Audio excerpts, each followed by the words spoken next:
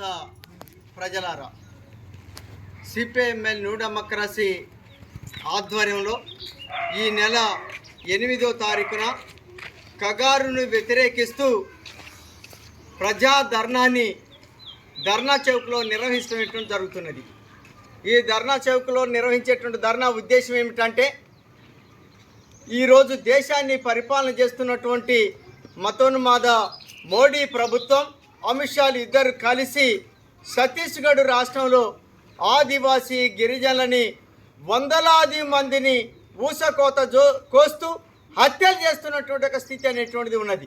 ఎందుకు ఈ హత్యలు కొనసాగుతున్నాయి, దీని ఉద్దేశం ఏమిటి అనేటువంటిది అంటే, ఆ ప్రాంతంలో వెనకబడ్డటువంటి ఆదివాసీ గిరిజన ప్రజానీకం జీవిస్తున్నారు.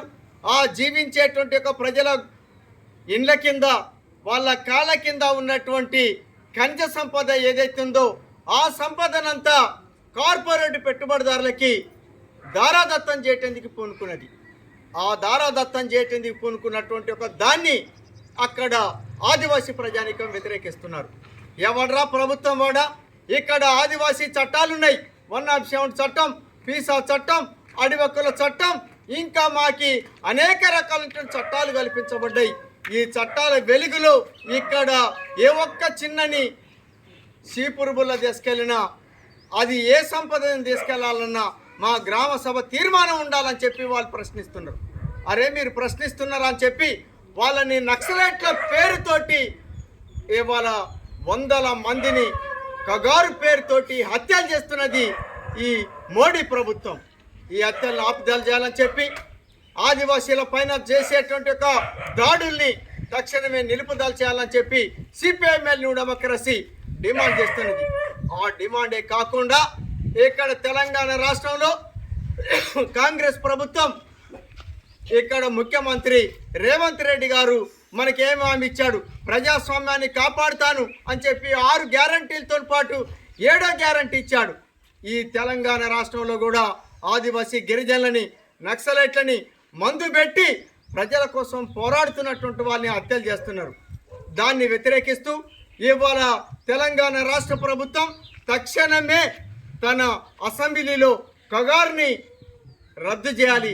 కగారు పేరుతోటి ఆదివాసీ గిరిజనులను ఊతగోసగోసేటువంటి ఒక వైఖరిని నిరసిస్తూ ఇవాళ అసెంబ్లీలో తీర్మానం చేయాలని చెప్పి మేము సిపిఐఎంఎల్ న్యూ డెమోక్రసీగా డిమాండ్ చేసేటువంటి దాంట్లో భాగంగా ఈ ఆందోళన కార్యక్రమం చేపట్టాం.